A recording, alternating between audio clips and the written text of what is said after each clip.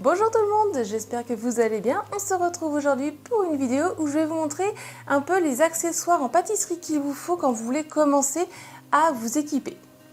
Donc bien sûr, je vais vous partager avec ce que j'ai moi commencé. Après, bon, chacun a ses différentes petites choses, mais globalement, j'ai à peu près tout répertorié ce que moi j'ai commencé avec quel matériel. Alors au début, on va prendre les ustensiles. Donc ce qui est très utile, c'est un fouet. Donc c'est un peu basique, mais c'est très utile pour la pâtisserie.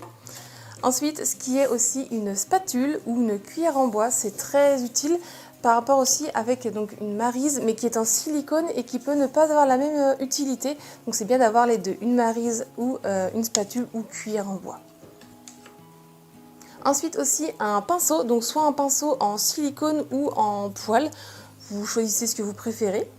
Ensuite, un truc très important, c'est la spatule et qui est de préférence coudée. Ça vous servira pour beaucoup. Donc prenez-la de préférence grande, sinon c'est une grande et une plus petite.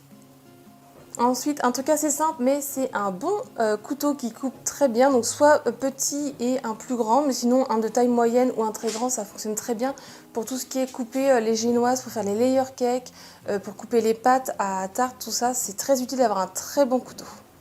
Ensuite, quelque chose d'un peu plus coûteux, c'est un thermomètre qui est très utile. Alors vous avez différents styles de thermomètre. Moi, c'est un thermomètre avec une spatule intégrée et ça coûte pas non plus extrêmement cher, mais c'est très important pour prendre beaucoup de température.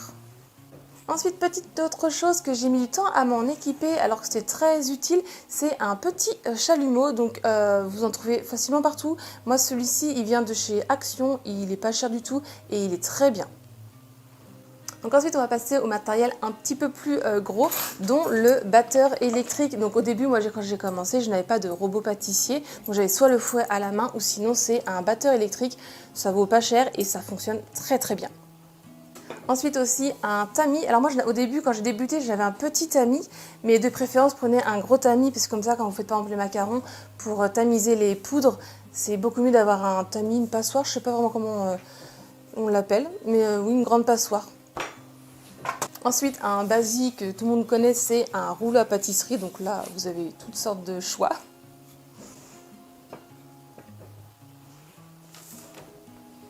Ensuite, un truc tout simple, c'est d'avoir des moules, forcément, mais de différentes tailles. Il vous en faut un assez grand et un peu plus petit. De préférence, qu'il soit en plastique ou en alu, ça pas vraiment, ça dépend. Pour une chantilly, je dirais de préférence en aluminium, mais après, vous avez un peu le choix dans ce que vous voulez. Mais de préférence avoir un assez grand et un autre un peu plus petit, c'est bien. Un peu plus côté technique, c'est d'avoir des poches à douille. Donc moi je trouve celles sur Amazon en lot de 100, je crois qu'elles sont. Elles sont même réutilisables, des fois je les lave et je peux les réutiliser. Elles sont hyper bien, elles ont un format vraiment correct et elles ne cassent pas, elles tiennent super bien. Avec ensuite, après bien évidemment, il y a les douilles.